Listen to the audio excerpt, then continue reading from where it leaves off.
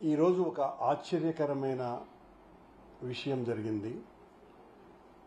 ప్రపంచంలోకెల్లా అత్యంత పెద్ద ధార్మిక క్షేత్రమైన తిరుమల ఆలయానికే ప్రథమ వ్యక్తిగా ఉన్నటువంటి పాలక మండలి చైర్మన్ బిఆర్ నాయుడు గారి సంస్థ TV5 నుండి నా దగ్గర పనిచేసినటువంటి డ్రైవర్లకు ఫోన్లు రావటం జరిగింది.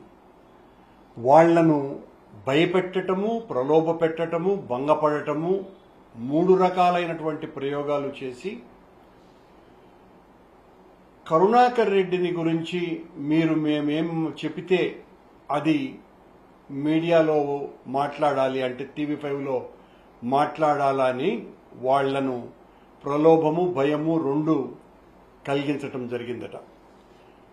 బిఆర్ నాయుడు గారు ఒక పవిత్రమైన పుణ్యక్షేత్రానికి అధ్యక్షుడిగా ఉండి మంచి కార్యక్రమాలు చెయ్యమని ఆయన్ను టీటీడీ అధ్యక్షుడిగా నియమిస్తే ఆయన గారి యొక్క రాసలీలల కార్యక్రమాలన్నీ కూడా లోకమంతా వ్యాప్తి చెందిన దానికి ఆయన వైఎస్ఆర్ కాంగ్రెస్ పార్టీ మీద, జగన్మోహన్ రెడ్డి గారి మీద, పర్టికులర్గా నా మీద ప్రతీకారేచ్ఛతో రగిలిపోతూ చివరకు మా డ్రైవర్లుగా ఉండినటువంటి వాళ్లను ప్రలోభపెట్టో, భయపెట్టో, ధనాశ చూపి వాళ్ల చేత నా మీద అనైతిక, అసాంఘిక కార్యక్రమాలకు పురిగొల్పేటువంటి వ్యక్తిగా చిత్రీకరించేటువంటి ప్రయత్నం చేస్తున్నట్టుగా వాళ్ళు చెప్పటం జరిగింది.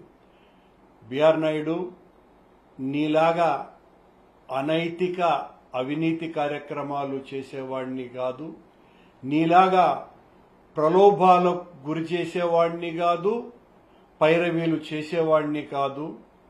జీవితమంతా పోరాటాలతో, ఉద్యమాలతో, తిరుగుబాట్లతో, ఆందోళనలతో, అలజడితో, ఆలోచనతో రాజకీయాలు చేసిన వాడినే కానీ మీరు చేసినటువంటి అనైతిక కార్యక్రమాలు చేసేటువంటి వ్యక్తిని కానని, ఈ రకంగా ఇంతగా దిగజారి నా దగ్గర పనిచేసే వాళ్లను కూడా ప్రలోభపెట్టో, భయపెట్టో, ఏదో రకంగా వాళ్లకు ధనాశ చూపి నా మీద నీ ఇష్టం వచ్చినట్టుగా మీ మీడియాలోనో లేకపోతే నీకు కావలసినటువంటి వాళ్ల మీడియాలోనో చూపించేటువంటి ప్రయత్నం చేస్తే అదిరేది ఉండదు, బెదిరేది ఉండదు.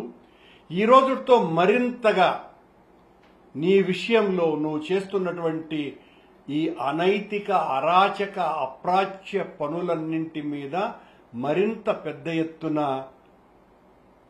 ఉద్యమిస్తూనే ఉంటాం.